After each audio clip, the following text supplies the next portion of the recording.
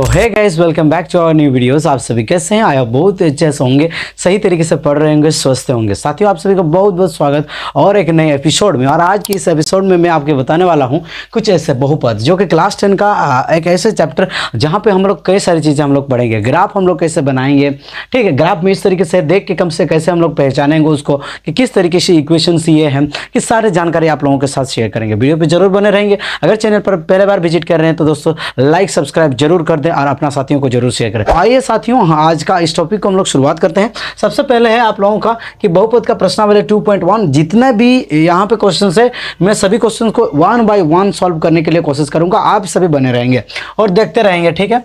तो देखिए, सबसे पहले है कि बहुपद में यहाँ पे बताया गया आप लोगों को शून्य ज्ञात करने के लिए, ठीक है। शून्य आप लोग भी चेक कर लीजिए एक बार। 2.1 प्रश्नावली, यहाँ पे आपको पूछा गया है कि शून्यों की संख्या कितना है, ठीक है। मैं आपको पूरा क्लियर करना चाहूंगा। आप सभी को तो पता है कि एक्स एक्सिस और वाई एक्सिस क्या होता है। एक ग्राफ में, एक ग्राफ अगर आपका ऐसा होगा, ठीक है, तो इस चीज को कहा जाता है एक्स और इसको एक्स एक्सिस कहा जाता है, ठीक है, और इसको वाई एक्सिस कहा जाता है। यानी कि इधर एक्स, ये एक्स डैश, ये वाई और वाई डैश, ठीक है। तो यहाँ पे जो घर बनेगा वो आपका प्लस प्लस घर बनेगा, और यहाँ पे जो आपका घर बनेगा वो होगा आपका ये माइनस प्लस का घर बनेगा, और यहाँ पे जो आपका घर बनेगा वो होगा माइनस माइनस घर, और यहाँ पे जो आपका घर बनेगा वो होगा प्लस माइनस घर। बस ये घर को ध्यान रखना है, ठीक है। सर आप घर को कैसे निकाल रहे हैं? देखो बेटा, सबसे पहले एक्स तरफ ही जाएगा, उसके बाद वाई तरफ जाएगा, ठीक है। तो यहाँ पे भी मैंने एक्स तरफ गया, उधर वाई तरफ गया, यहाँ पे भी मैंने एक्स तरफ गया, उसके बाद वाई तरफ गया, यहाँ पे भी मैंने एक्स तरफ गया, उसके बाद वाई। एक्स डैश मतलब ये आपका नेगेटिव घर है, ठीक है। वाई डैश मतलब इसका भी कोई नेगेटिव घर है। समझ में आया कि नहीं साथियों? अगर ये चीज़ आपको मालूम चल गया, इसके बाद ये समझना बहुत आसान है। देखिए, मैंने आपको क्या बोला साथियों? मैंने आपको बोला कि यहीं पे भी हमारा एक्स एक्सिस हो, उसमें जो भी बिंदु प्रतिच्छेद करेगा उसी को हम लोग शून्य कहेंगे, ठीक है। समझ में आया कि नहीं? उसी को क्या कहेंगे बेटा? उसी को शून्य कहेंगे। तो यहाँ पे देखो, यहाँ पे पूरा हमारा लाइन एक सीधा हो गया है, तो इसीलिए हम लोग एक बार मतलब पेन को हम लोग अगर नहीं मोड़ेंगे, सीधा पार कर देंगे तो इसको लीनियर इक्वेशन कहा जाएगा। मतलब हम इसी ग्राफ को देख के हम लोग पता लगा सकते हैं कि किस तरीके से ये समीकरण है, ठीक है।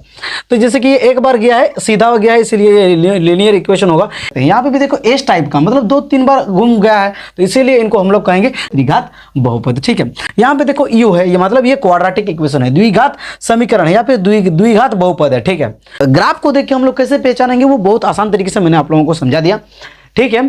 तो अभी देखो, मतलब है आपको एक याद रखना है कि आपको अगर एक घात होगा तो सीधा जाएगा, अगर दो घात होगा तो आपका यू टाइप का जाएगा, अगर वो त्रिघात या फिर चौथा घात होगा तो एस टाइप का जाएगा, ठीक है। एस मतलब क्या? जिगजैग, सांप का टाइप का, ठीक है। समझ में आया कि नहीं साथियों? तो अभी हम लोग यहाँ पे बात करेंगे शून्यों की संख्या। हाँ, शून्यों की संख्या में मैंने आपको क्या बोला? शून्यों की संख्या में मैंने आपको बोला कि अगर एक्स एक्सिस में जितना को आपका वहां पे प्रतिच्छेद करेगा, जितना भी बिंदु में वहां प्रतिच्छेद करेगा, उसी को हम लोग कहेंगे शून्य, ठीक है। समझ में आया कि नहीं? तो अभी देखो, तो यहाँ पे देखो, यहाँ पे एक्स एक्सिस में कोई हमारा कोई प्रतिच्छेद नहीं हुआ है, डायरेक्ट वाई एक्सिस में हमारा प्रतिच्छेद हुआ है, इसलिए यहाँ पे शून्यों की संख्या कितना होगा? 0 होगा। तो लिख दीजिएगा यहाँ शून्यों की संख्या, यहाँ शून्यों की संख्या, ठीक है। क्या संख्या? शून्यों की संख्या, यहाँ शून्यों की संख्या, शून्यों की संख्या कितना? 0 है, ठीक है। कितना है? 0। किस लिए? क्योंकि यहाँ पे एक्स एक्सिस में यहाँ पे काम हो ही नहीं रहा है, एक्स एक्सिस में प्रतिच्छेद हुआ ही नहीं, तो इसीलिए मैंने कंसीडर कर लिया यहाँ शून्यों की संख्या कितना है? 0 है, ठीक है। समझ में आया कि नहीं? उसके बाद देखो इस चीज में ये वाला सेकंड जो ग्राफ है आपका, देखो वाई एक्सिस में यहाँ पे प्रतिच्छेद हुआ है, लेकिन एक्स एक्सिस में एगो प्रतिच्छेद किया है, इसीलिए शून्यों की संख्या कितना है? यहाँ पे क्या है? क्या है? शून्यों की संख्या, शून्यों की संख्या, शून्यों की संख्या कितना है दोस्तों? यहाँ पे आपका 1 है। कितना है? 1, ठीक है। यहाँ पे शून्यों की संख्या कितना है? 1 है। समझ में आया कि नहीं? उसके बाद यहाँ पे शून्यों की संख्या देखिए, यहाँ पे एक्स एक्सिस में कितना जगह में? 1 जगह में, 2 जगह में और यहाँ 3 जगह में, ठीक है। तो शून्यों की संख्या कितना है? 3। शून्यों की संख्या कितना? शून्यों की संख्या कितना बेटा? 3 है, ठीक है। समझ में आया कि नहीं? समझ में आना चाहिए। अगर आप इनको समझ रहे हैं तो फिर लाइक जरूर करें। उसके बाद देखिए यहाँ पे आई भी जो है आप लोगों का, इसमें ग्राफ में देख सकते हैं यहाँ पे 2 जगह में हुआ है, ठीक है। कितना जगह में? 2 जगह में। एक्स एक्सिस में हुआ है, इसीलिए हम लोग कहेंगे यहाँ पे शून्यों की संख्या कितना है? 2 है। कितना है? शून्यों की संख्या कितना है बेटा?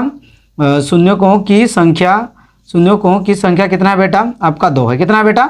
2 है, ठीक है। समझ में आया कि नहीं? उसके बाद देखो आप लोग यहाँ पे कमेंट करके बताओ यहाँ पे कितना शून्यों की संख्या है। हिसाब करना है, 1 गो, 2 गो, यहाँ पे 3 गो, यहाँ पे 4 गो, ठीक है। टोटल कितना जगह में प्रतिच्छेद किया गया है? 4 जगह में। तो यहाँ पे शून्यों की संख्या कितना है बेटा? 4।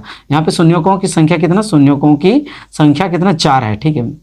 शून्यों की संख्या कितना है दोस्तों, यहाँ पे 4 है। समझ में आया कि नहीं। यहाँ पे शून्यों की संख्या कितना है, यहाँ पे भी आप लोग कैलकुलेट कीजिए, 1 गो, ये 2 गो, ठीक है, यहाँ 3 गो, ठीक। टोटल यहाँ पे कितना है, शून्यों की संख्या 3 है। कितना है, शून्यों की संख्या कितना बेटा, 3 है।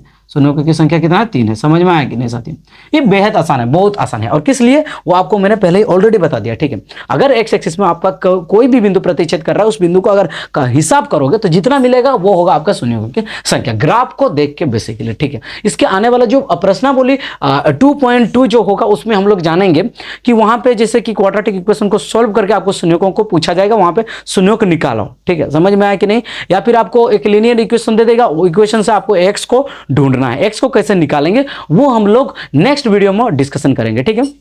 साथियों, अगर वीडियो पसंद आया और चैनल पे पहली बार विजिट कर रहे हैं तो एक बात हमेशा ध्यान रखिएगा, अपना साथियों को जरूर शेयर करना। और मिलते हैं ऐसे कुछ इंटरेस्टिंग सवालों के साथ प्रश्नावली 2.2 में। तब तक के लिए आप सभी को दिल से बाय बाय।